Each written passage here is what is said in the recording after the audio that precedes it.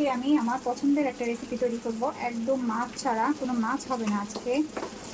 Hello viewers, আসসালামু আলাইকুম। কেমন আছেন আপনারা সবাই? আলহামদুলিল্লাহ আমি ভালো আছি। আমি আগে পেঁয়াজটা ভেজে নিচ্ছি, আরেকটু ভেজে নেব পেঁয়াজ।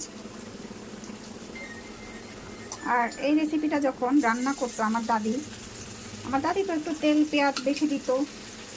তাদের আমলে তেল পেঁয়াজ সস্তা ছিল, তাই একটু বেশি দিতে পারতো। আমার আমলে তেল পেঁয়াজটা একটু বেশি দাম, তাই আমি একটু কমে দিলাম। আমার দাদির মতো হয়তো বা স্বাদ হবে না। আমার দাদির তরকারি তো মানে রান্না যে করতো ফার্স্ট ক্লাস, যেটা রান্না করতো সেটাই তো মুখে লেগে থাকার মতো। এখনও আমার মনে পড়লে মনে হয় যে সেই রান্নাটা যদি আবার পেতাম, আবার পেট ধরে ভাত খেতে পারতাম। এখানে আমি আদা রসুনটা আমি ভালোভাবে ভেজে নিয়েছি। তারপর এখানে দিয়ে দিব আমি হলুদ গুঁড়ো আর মরিচ গুঁড়ো। আমার দাদি তখন বাটা মশলা দিয়ে রান্না করতো, লাস্টের দিকে গুঁড়া মশলা খেত। একটু ধনে গুঁড়ো দিয়ে দিলাম। তারপর মশলাগুলো আমরা ভালোভাবে কষিয়ে নেব। একটু পানি দিয়ে দিলাম।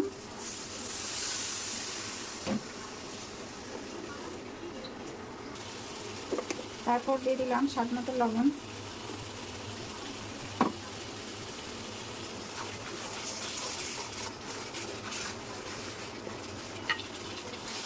মশলাটা কষানো হয়ে গেছে, এখন আমি দিয়ে দিলাম শিম। এই শিমটা বিচিওয়ালা, কিন্তু এটা কী শিম বলে আমি জানি না। এটাকে কী শিম বলে কমেন্ট করে জানাবেন।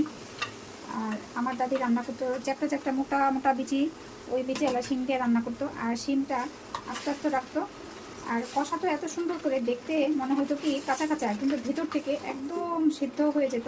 মানে তার হাতে এত সুন্দর মানে পারলাম না শিখতে, দুঃখের বিষয়।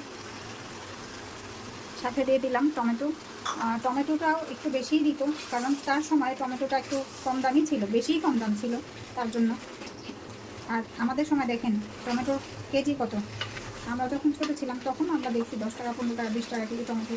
এখন সেই টমেটো খাই 120 টাকা কেজি। বেশি করে খেতে পারি বলেন? আমরা মধ্যবিত্ত ফ্যামিলির মানুষ। এখন এটা ঢেকে ঢেকে কষাবো।